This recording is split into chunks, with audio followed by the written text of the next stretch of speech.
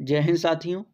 मैं मनोज सिंह स्वागत करता हूं आपका अपने YouTube channel marathon agriculture classes पर। साथियों, कृषि प्राविधिक सहायक एजीटीए के लिए चल रही हमारी महत्वपूर्ण सीरीज लक्ष्य बेस्ड सीरीज का आज भाग 4 आपके सामने प्रस्तुत है।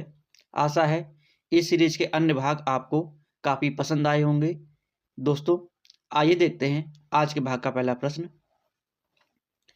दोस्तों, पहला प्रश्न आपके सामने परीक्षा की दृष्टि से बहुत ही महत्वपूर्ण प्रश्न नंबर 1।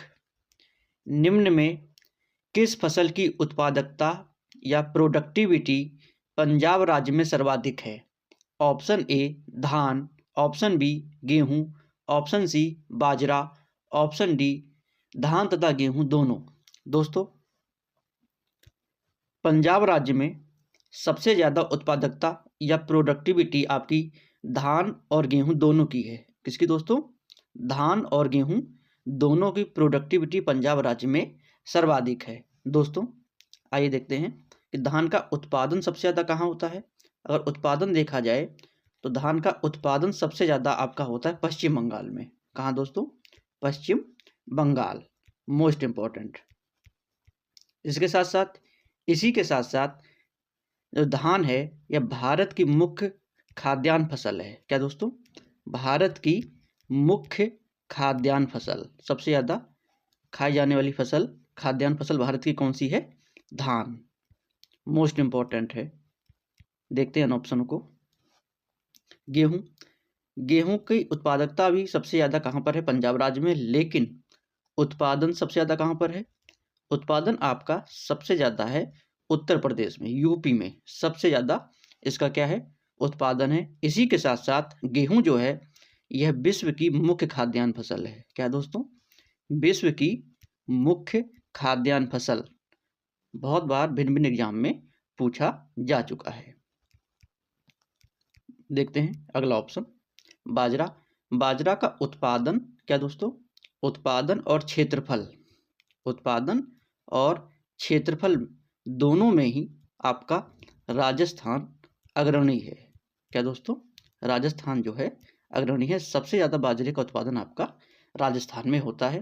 इसी के साथ साथ आपसे बाजरा से ही एक प्रश्न और पूछा जाता है कि बाजरा में फैट कितना पाया जाता है? वसा। तो सबसे ज़्यादा वसा जो है खाद्यान्न फसलों में वह बाजरा में ही पाई जाती है। कितनी? 5%। मोस्ट इम्पॉर्टेंट है। दोस्तों, हमारा प्रश्न था कि निम्न में किस फसल की उत्पादकता या प्रोडक्टिविटी पंजाब राज्य में सर्वाधिक है? उसका सही आंसर हो जाएगा धान तथा गेहूं दोनों, ऑप्शन डी। आशा है प्रश्न आपको समझ में आया होगा। चलते हैं अगले प्रश्न की ओर। दोस्तों, अगला प्रश्न आपके सामने, मक्का की फसल में जिंक पोषक तत्व की कमी से कौन सा रोग होता है? इसकी कमी से दोस्तों? जिंक पोषक तत्व की कमी से। बहुत ही महत्वपूर्ण। देखते हैं ऑप्शनों को। ऑप्शन ए वी आकार की हरिमाहीनता, ऑप्शन बी सफेद कलिका रोग, ऑप्शन सी बैंगनी पत्ता रोग, ऑप्शन डी फसल का गिरना। दोस्तों, मक्का में जिंक पोषक तत्व की कमी से कौन सा रोग हो जाता है? उसका सही आंसर हो जाएगा ऑप्शन बी सफेद कलिका रोग। इसे ही व्हाइट बर्ड डिजीज भी कहा जाता है। सफेद कलिका रोग किसकी कमी से होता है मक्का में? जिंक पोषक तत्व की कमी से। आइए देखते हैं अन्य ऑप्शनों को। वी आकार की हरिमाहीनता, दोस्तों यह नाइट्रोजन की कमी से होता है। किसके दोस्तों? नाइट्रोजन की कमी से। बहुत इंपॉर्टेंट है। अन्य ऑप्शन, बैंगनी पत्ता रोग। बैंगनी पत्ता को ही पर्पल ब्लॉच नाम से जाना जाता है और यह फास्फोरस की कमी से होता है। किसके दोस्तों? फास्फोरस की कमी से। देखते हैं अगला ऑप्शन। दोस्तों, फसल का गिरना, इसे ही क्रॉप लॉजिंग कहा जाता है। और क्रॉप लॉजिंग जो है मक्का में किस पोषक तत्व की कमी से होता है? यह होता है आपका पोटास की कमी से। किसकी दोस्तों? पोटास की कमी से। दोस्तों, हमारा प्रश्न था मक्का की फसल में जिंक पोषक तत्व की कमी से कौन सा रोग होता है? उसका सही आंसर है ऑप्शन बी सफेद कलिका रोग, या इसे ही व्हाइट बर्ड डिजीज भी कहा जाता है। दोस्तों, चलते हैं अगले प्रश्न की ओर। अगला प्रश्न आपके सामने बहुत ही महत्वपूर्ण, निम्न में कौन सी फसल मधुमेह रोगियों के लिए अच्छी मानी जाती है? ऑप्शन ए धान, ऑप्शन बी गेहूं, ऑप्शन सी जौ, ऑप्शन डी मक्का। दोस्तों मधुमेह रोगियों के लिए, किसके लिए दोस्तों? मधुमेह रोगियों के लिए सबसे अच्छी निम्न में फसल है आपकी जौ। कौन सी दोस्तों? जौ सबसे अच्छी है। इसी के साथ साथ मधुमेह रोगियों के लिए यह सुपाच्य भी है, सुपाच्य। दोस्तों देखते हैं इसमें कौन सी प्रोटीन पाई जाती है। तो जौ में आपकी प्रोटीन पाई जाती है हॉर्डीन। कौन सी दोस्तों?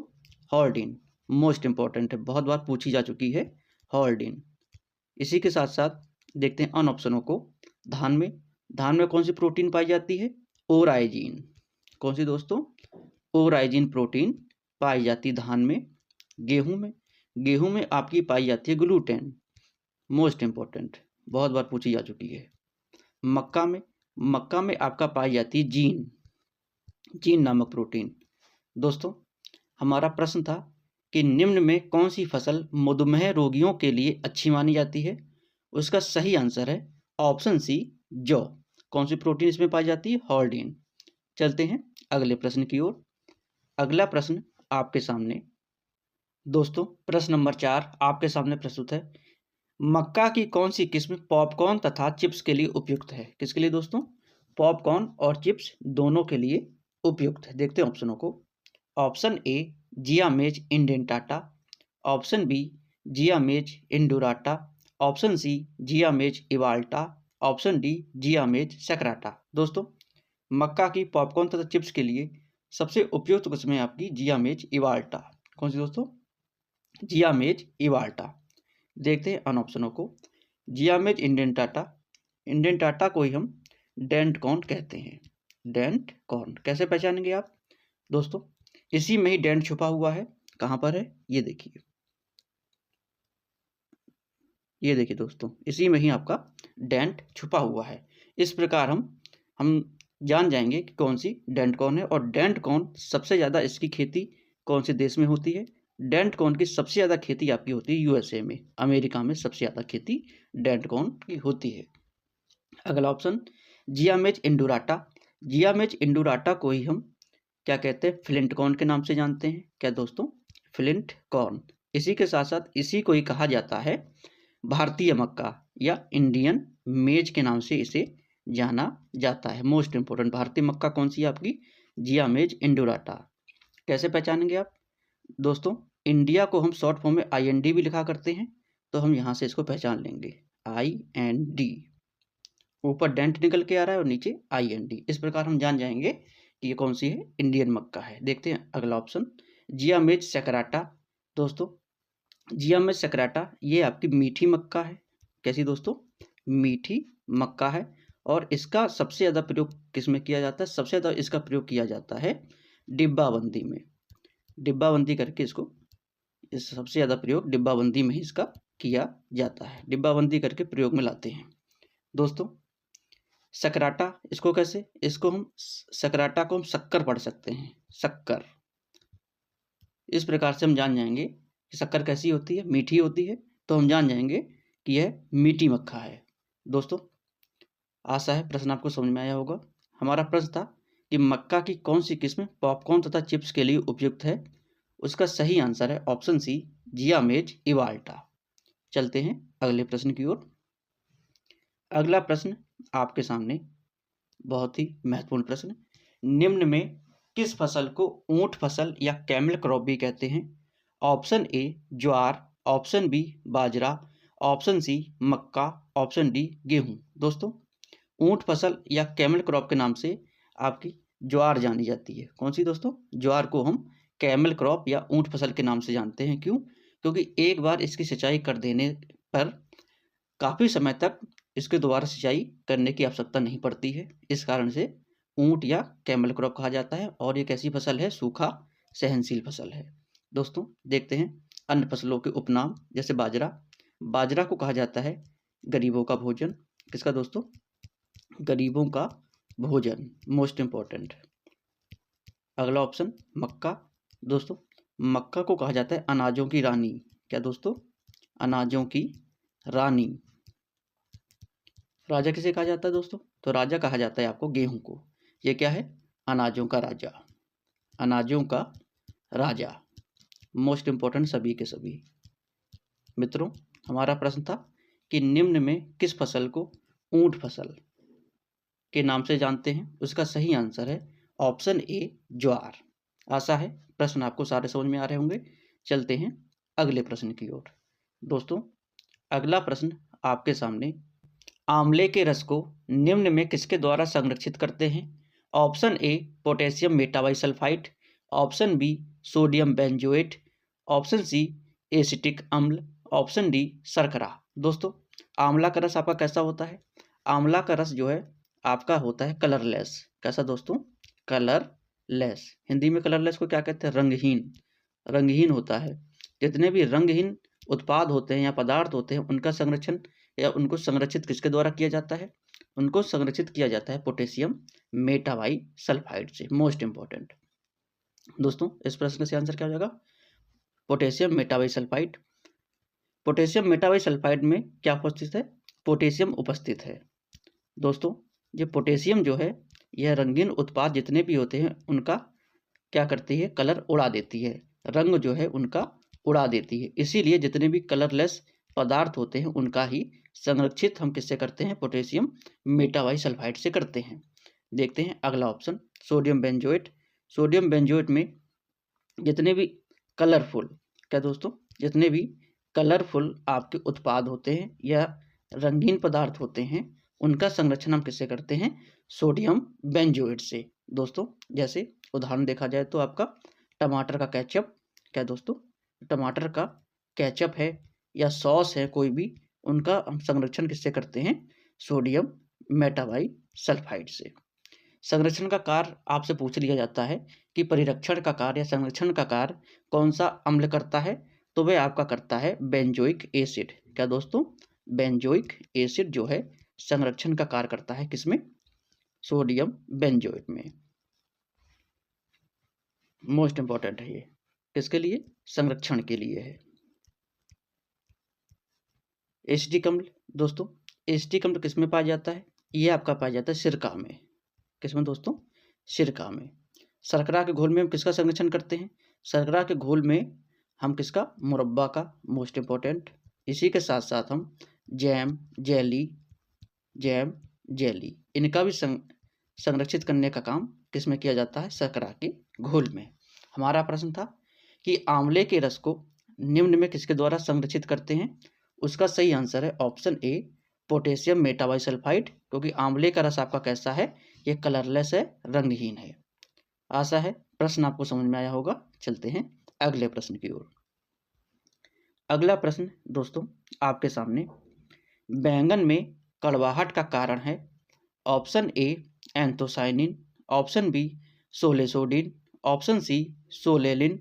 Option D, saponin. दोस्तों, बैंगन में कड़वाहट का कारण, इसका सही आंसर क्या हो जाएगा, सही आंसर है आपका सोलेसोडिन।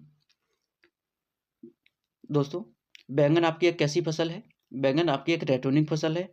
अगर हम बैंगन की बार बार रेटोनिंग करते हैं तो उसमें सोलेसोडिन की मात्रा बढ़ जाती है। इस प्रकार जो रेटोनिंग फसल होती है वो उसके फल कड़वे हो जाते हैं।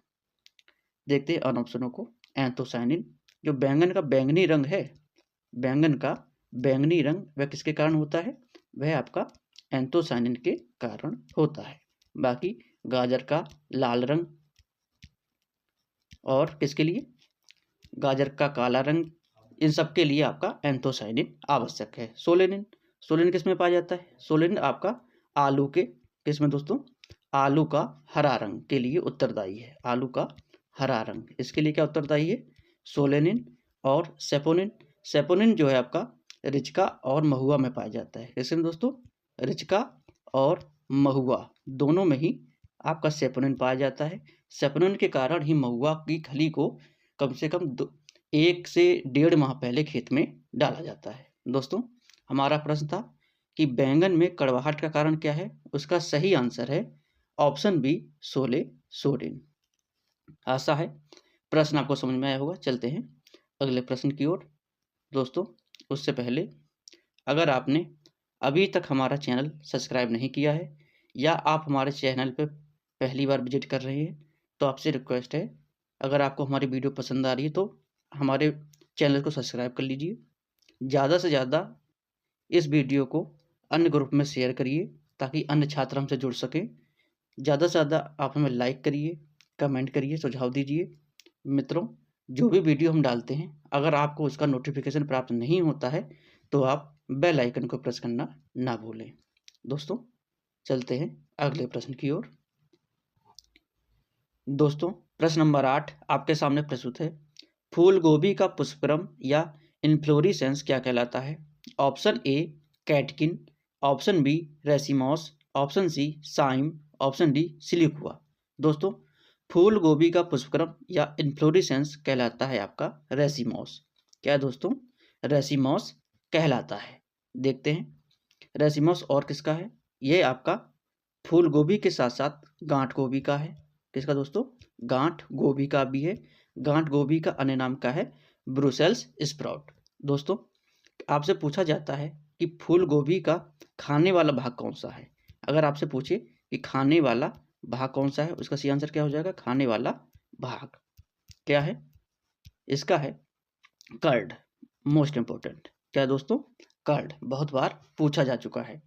तो कर्ड किसका? गांठ गोभी और फूल गोभी दोनों का ही भाग हो जाएगा। कैटकिन, कैटकिन किसका है मित्रों? यह पत्ता गोभी का।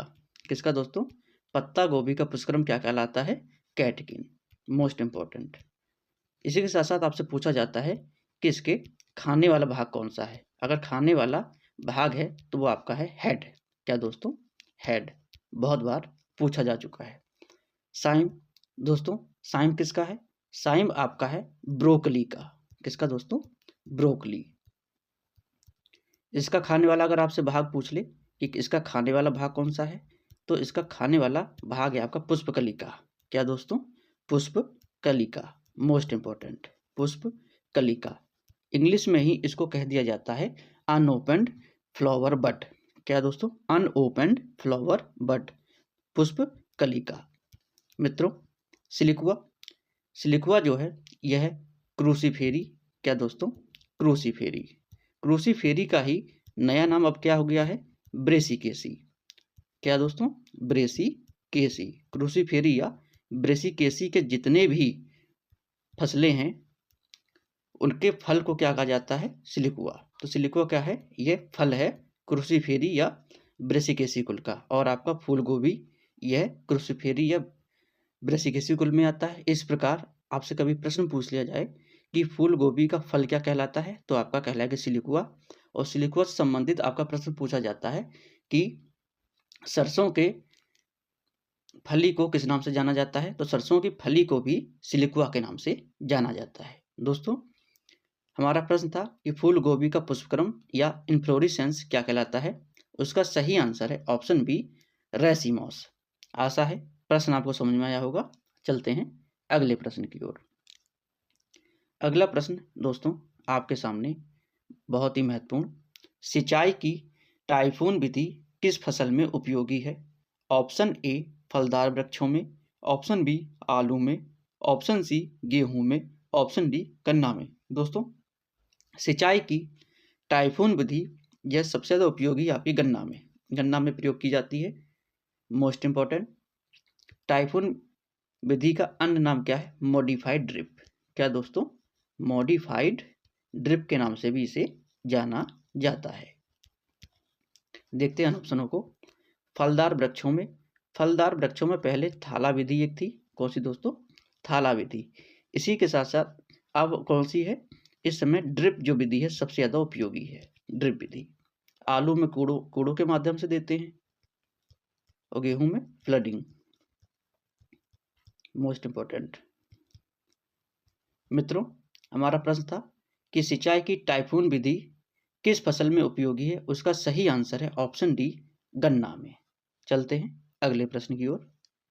अगला प्रश्न दोस्तों आपके सामने प्रश्न नंबर 10 आपके सामने प्रस्तुत है। गोला तथा सेब किस फल की उन्नत किस्में हैं? ऑप्शन ए बेल, ऑप्शन बी चीकू, ऑप्शन सी बेर, ऑप्शन डी आंवला। दोस्तों, गोला तथा सेब यह किसकी है? बेर की उन्नत किस्में हैं। किसकी दोस्तों? बेर की उन्नत किस्में हैं। जिसमें जो गोला किस्म है दोस्तों, यह गोला किस्म आपकी कैसी है? गोला किस्म आपकी, इसके फल कैसे होते हैं? फल होते हैं गोल। कैसे दोस्तों? फल गोल पाए जाते हैं। इसी के साथ साथ यह लवण रोधी भी है। कैसी दोस्तों? लवण रोधी। सेब के आपके फल जो होते हैं वो कैसे होते हैं? अंडाकार। अंडाकार फल, अंडाकार फल होते हैं। दोस्तों देखते हैं अन ऑप्शनों को। बेल, बेल की आपकी बहुत ही महत्वपूर्ण पंथ कौन सी दोस्तों? पंथ उर्वशी, बहुत ही महत्वपूर्ण है। इसी के साथ साथ एक और किस्म है आपकी पंथ अपर्णा। पंथ अपर्णा। और दोस्तों और भी हैं, जैसे कागजी, कागजी कौन कौन सी आपकी? गोंडा, कागजी गोंडा। इसी में ही आपकी आती है कागजी इटावा। और कौन सी दोस्तों? कागजी बनारसी। तो कागजी की ये सारी हैं, जो सबकी सब किसकी हैं? बेल की। चीकू की, चीकू की आपकी दो किस्में बहुत महत्वपूर्ण हैं, जैसे आपके क्रिकेट बॉल, कई बार पूछा जा चुका है क्रिकेट बॉल। इसी के साथ में इसमें एक किस्म सबसे ज़्यादा पूछी जा रही है, कौन सी? आपकी काली पत्ती। काली पत्ती। दोनों के दोनों मोस्ट इम्पोर्टेंट है। आंवला की, आंवला की आपकी बनारसी मोस्ट इम्पोर्टेंट। इसी के साथ साथ आपकी चकैया बहुत बार पूछी जा चुकी है। और कौन सी है? और आपकी है हाथी झूल, ये भी बहुत इम्पोर्टेंट है। कौन सी दोस्तों? हाथी झूल। और कौन सी दो आपकी किस्म पूछी जाती हैं ज़्यादा? कृष्णा और कंचन। दोनों के दोनों बहुत महत्वपूर्ण है। हमारा प्रश्न था कि गोला तथा सेब किस फल की उन्नत किस्में हैं? तो दोस्तों उसका सही आंसर क्या है? सही आंसर है ऑप्शन सी, बेर की। चलते हैं अगले प्रश्न की ओर। अगला प्रश्न आपके सामने मोस्ट इंपॉर्टेंट, प्रसार शिक्षा का सिद्धांत है। ऑप्शन ए देखकर सीखना, ऑप्शन बी करके सीखना, ऑप्शन सी पढ़कर सीखना, ऑप्शन डी सुनकर सीखना। दोस्तों प्रसार शिक्षा का सिद्धांत है, सही आंसर क्या हो जाएगा? करके सीखना। इंग्लिश में से क्या कहते हैं? इंग्लिश में इसे कहा जाता है लर्निंग बाय डूइंग। क्या दोस्तों?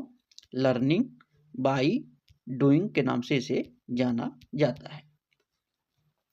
दोस्तों कभी आपसे पूछ लिया जाए कि प्रसार किस भाषा का शब्द है, अगर आपसे भाषा पूछी जाए तो यह है आपका लैटिन भाषा का शब्द। कैसा दोस्तों? प्रसार आपका लैटिन भाषा का शब्द है।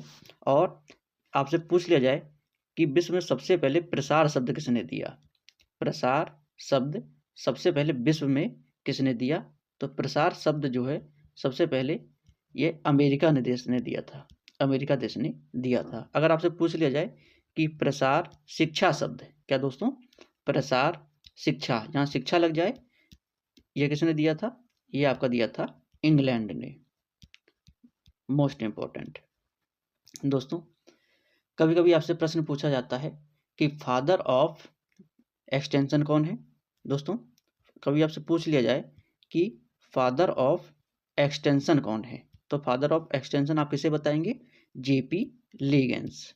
JP Leagans most important. अगर आपसे पूछ लिया जाए कि father of extension India, India में कौन है? तो इंडिया में है आपके के एन सिंह। के एन सिंह, पूरा नाम केदारनाथ सिंह। दोस्तों अगर आपसे पूछ लिया जाए फादर ऑफ लर्निंग कौन है? कौन दोस्तों? फादर ऑफ लर्निंग ये कौन है? फादर ऑफ लर्निंग है आपके थॉर्नडाइक। कौन दोस्तों? थॉर्नडाइक। जिन्होंने बीएड किया हुआ है वो सब जानते हैं थॉर्नडाइक के बारे में। मित्रों हमारा प्रश्न था कि प्रसार शिक्षा का सिद्धांत है, और इसका सही आंसर है ऑप्शन बी, करके सीखना। इंग्लिश में क्या कहते हैं? Learning by doing. Most important. चलते हैं अगले प्रश्न की ओर। अगला प्रश्न दोस्तों आपके सामने, गुड़गांव परियोजना किसके द्वारा संगठित की गई? ऑप्शन ए एफएल ब्राइनी के द्वारा, ऑप्शन बी महात्मा गांधी के द्वारा, ऑप्शन सी अल्बर्ट मेयर के द्वारा, ऑप्शन डी एफ निकलसन के द्वारा। दोस्तों गुड़गांव परियोजना यह एफएल ब्राइने के द्वारा चलाई जाती है। किसके द्वारा दोस्तों? एफएल ब्राइने के द्वारा चलाई जाती है। कब? सन 1920 में। 1920 में महात्मा गांधी जी के द्वारा आपकी चलाई जाती है सेवाग्राम, मोस्ट इंपॉर्टेंट। कहाँ पर है? वर्धा। वर्धा कहाँ पर है आपका? महाराष्ट्र में। दोस्तों यह कब चलती है? यह भी आपकी 1920 में चलती है। अल्बर्ट मेयर ने, मोस्ट इंपॉर्टेंट, अल्बर्ट मेयर ने चलाई थी इटावा पायलट प्रोजेक्ट। क्या दोस्तों? इटावा पायलट प्रोजेक्ट, बहुत ही इंपॉर्टेंट है। ये कब चला था? ये इटावा पायलट प्रोजेक्ट आपका चला था 1948 में। कब दोस्तों? 1948 में। एफ निकलसन ने सहकारी आंदोलन, क्या दोस्तों? सहकारी आंदोलन, इसे ही कोऑपरेटिव मूवमेंट भी कहा जाता है। सहकारी आंदोलन मोस्ट इंपॉर्टेंट है। ये कब चला था? 1904 में। कब दोस्तों? 1904 में चलाया जाता है। हमारा प्रश्न था कि गुड़गांव परियोजना किसके द्वारा संगठित की गई? उसका सही आंसर है ऑप्शन ए, FL ब्रायनी के द्वारा। गुड़गांव परियोजना चली कब थी? ये आपकी चली थी 1920 में। दोस्तों हमारा चलते हैं अगले प्रश्न की ओर। अगला प्रश्न आपके सामने, प्रश्न नंबर 13 आपके सामने प्रस्तुत है। मृदा निर्माण का निष्क्रिय या पैसिव फैक्टर है? ऑप्शन ए पैतृक पदार्थ, ऑप्शन बी स्थलाकृति, ऑप्शन सी समय, ऑप्शन डी उपरोक्त सभी। दोस्तों मृदा निर्माण का निष्क्रिय या पैसिव फैक्टर आपका पैतृक पदार्थ है, स्थलाकृति है, समय है, अर्थात सही आंसर क्या हो जाएगा? सही आंसर हो जाएगा उपरोक्त सभी। मित्रों कभी आपसे प्रश्न पूछा जाए कि मृदा निर्माण का सक्रिय कारक क्या है? क्या दोस्तों? मृदा निर्माण का सक्रिय कारक, तो सक्रिय कारक आप क्या बताएंगे? सक्रिय कारक में आपका आ जाएगा जलवायु। क्या दोस्तों? जलवायु, जिसे क्लाइमेट कहा जाता है। और इसी के साथ साथ आपके आ जाएंगे वनस्पति और जीव। वनस्पति और क्या दोस्तों? वनस्पति और जीव, जिसे बायोस्फीयर के नाम से जाना जाता है। वनस्पति और जीव, इंग्लिश में क्या कहेंगे इसे? बायोस्फीयर। मित्रों हमारा प्रश्न था कि मृदा निर्माण का निष्क्रिय कारक, उसका सही आंसर है पैतृक पदार्थ, स्थलाकृति, समय, अर्थात ऑप्शन डी उपरोक्त सभी। और सक्रिय कारक आपका जलवायु है और वनस्पति और जीव, ये आपके सक्रिय कारक हैं। चलते हैं अगले प्रश्न की ओर। अगला प्रश्न मित्रों आपके सामने, भारत में सबसे पहले कौन सा उर्वरक बना? ये TGT दोस्तों 2021 में आया हुआ प्रश्न है। देखते हैं ऑप्शन को। Option A urea, option B single super phosphate, option C double super phosphate, option D triple super phosphate. दोस्तों भारत में सबसे पहला उर्वरक ये आपका बना था सिंगल सुपर फास्फेट। कौन सा दोस्तों? Single super phosphate, most important. कब बना था दोस्तों? यह बना था आपका 1906 में। 1906 कहाँ? रानीपेट चेन्नई, रानीपेट चेन्नई में। मित्रों यूरिया जो है आपका, इसका 1828 में निर्माण होता है यूरिया का। कब दोस्तों? 1828 में। किसने किया था? एक जर्मन वैज्ञानिक थे, फ्रेडरिक वोहलर। कौन दोस्तों? Friedrich Wohler, most important. कभी कभी आपसे प्रश्न पूछा जाता है कि यूरिया का निर्माण है किस विधि से हुआ था? तो विधि कभी भी आपसे पूछ ली जाए तो हेबर बोस विधि। क्या दोस्तों? हेबर बोस विधि, मोस्ट इंपॉर्टेंट है, हेबर बोस विधि। जितने भी आपके नाइट्रोजन वाले उर्वरक होते हैं वो सब हेबर बोस विधि से ही बनाए जाते हैं। मित्रों सिंगल सुपर फास्फेट में फास्फोरस कितना पाया जाता है? इसमें फास्फोरस आपका पाया जाता है 16%, most important. Double super phosphate में फास्फोरस कितना पाया जाता है? तो इसमें फास्फोरस पाया जाता है 32%, इसका डबल। और ट्रिपल सुपर फास्फेट में 3 गुना फास्फोरस, मतलब 48%। दोस्तों हमारा प्रश्न था कि भारत में सबसे पहले कौन सा उर्वरक बना? उसका सही आंसर है option B single super phosphate. कब बना था? 1906 में। चलते हैं अगले प्रश्न की ओर। मित्रों अगला प्रश्न आपके सामने दोस्तों, प्रश्न नंबर 15 क्षोभ मंडल या ट्रोपोस्फियर में ऊंचाई के साथ तापमान ह्रास दर कितनी होती है? Option A 2.5 degree Celsius, option B 3.5 degree Celsius, option C 6.5 degree Celsius, option D 7.5 degree Celsius. दोस्तों, क्षोभ मंडल या ट्रोपोस्फियर में जो तापमान ह्रास दर होती है वह आपकी होती है 6.5 डिग्री सेल्सियस। 6.5 डिग्री सेल्सियस, वो भी कैसे? पर किलोमीटर। हर किलोमीटर पर 6.5 डिग्री सेल्सियस की दर से तापमान का ह्रास होता है। दोस्तों, इसका मतलब क्या हुआ कि 1 किलोमीटर की ऊंचाई बढ़ने पर 6.5 डिग्री सेल्सियस तापमान घटता है। मित्रों, जो क्षोभ मंडल है, क्षोभ मंडल सबसे निचली परत होती है। ये वायुमंडल की सबसे कौन सी है? निचली परत है। वायुमंडल की सबसे निचली, मोस्ट इंपॉर्टेंट। कभी कभी आपसे इसकी ऊंचाई पूछ लेता है, तो इसकी ऊंचाई अगर रेंज में पूछता है तो 8 से 18 किलोमीटर। कितनी दोस्तों? 8 से 18 किलोमीटर।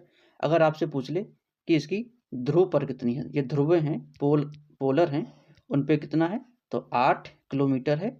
और भूमध्य रेखा पर कितना है? भूमध्य रेखा पर इसका होता है 18 किलोमीटर। Most important. मित्रों, हमारा प्रश्न था कि क्षोभ मंडल या ट्रोपोस्फीयर में ऊंचाई के साथ तापमान की ह्रास दर कितनी होती है? आपकी होती है ऑप्शन सी 6.5 डिग्री सेल्सियस प्रति किलोमीटर। चलते हैं अगले प्रश्न की ओर। दोस्तों, प्रश्न नंबर 16 आपके सामने प्रस्तुत है। बकरी की एक नस्ल जो कि बकरियों में जर्सी के नाम से प्रसिद्ध है। ऑप्शन ए सानेन बकरी, ऑप्शन बी अल्पाइन बकरी, ऑप्शन सी एंग्लो न्यूबियन बकरी, ऑप्शन डी अंगोरा बकरी। दोस्तों, बकरी की नस्ल जो कि बकरियों में जर्सी के नाम से, किसके दोस्तों? जर्सी के नाम से जानी जाती है, वह आपकी है कौन सी? Anglo Nubian. Most important, Anglo Nubian बकरी है, ये आपकी जर्सी के नाम से जानी जाती है। देखते हैं अन ऑप्शनों को। सानेन बकरी, सानेन बकरी को जो है दूध की रानी कहा जाता है। क्या दोस्तों? दूध की रानी। Most important. अल्पाइन बकरी, दोस्तों जो अल्पाइन बकरी है यह जमुनापारी और एंग्लो न्यूबियन का क्रॉस है। किसका दोस्तों? जमुनापारी और एंग्लो न्यूबियन। जमुनापारी, इसी के साथ साथ किसका क्रॉस है? ये एंग्लो न्यूबियन का। Most important. देखते हैं अगला ऑप्शन, अंगोरा बकरी। दोस्तों, अंगोरा बकरी जो है अपने बालों के लिए प्रसिद्ध है और इससे कौन सी ऊन निकलती है? मोहर नामक ऊन पाई जाती है, मोहर ऊन के लिए। अगर आपसे पूछ ले कि अंगोरा ऊन किससे प्राप्त होती है, मोस्ट इंपॉर्टेंट, अंगोरा ऊन कभी भी आपसे पूछ लिया जाए किससे प्राप्त होती है, तो अंगोरा ऊन आपकी प्राप्त होती है खरगोश से। खरगोश। दोस्तों, हमारा प्रश्न था बकरी की एक नस्ल जो कि बकरियों में जर्सी के नाम से प्रसिद्ध है, उसका सही आंसर है ऑप्शन सी एंग्लो न्यूबियन। आशा है प्रश्न आपको समझ में आया होगा। चलते हैं अगले प्रश्न की ओर। अगला प्रश्न दोस्तों आपके सामने प्रश्न नंबर 17। मुर्गी के शरीर का तापमान या बॉडी टेम्परेचर होता है। Option A 107 degree Fahrenheit, option B 101.5 degree Fahrenheit, option C 100 degree Fahrenheit, option D 98.6 degree Fahrenheit. दोस्तों, मुर्गियों के शरीर का तापमान सबसे ज़्यादा होता है कितना? 107 डिग्री फ़ारेनहाइट। मोस्ट इंपॉर्टेंट, अभी फर्स्ट ग्रेड राजस्थान में पूछा गया था। देखते हैं ऑप्शनों को। 101.5 डिग्री फ़ारेनहाइट ये किसका है? ये आपका गाय और भैंस का है। किसका दोस्तों? गाय और भैंस दोनों का ही 101 डिग्री फ़ारेनहाइट है। 101.5 डिग्री फ़ारेनहाइट। 100 डिग्री फ़ारेनहाइट ये आपका किसका है? ऊंट का।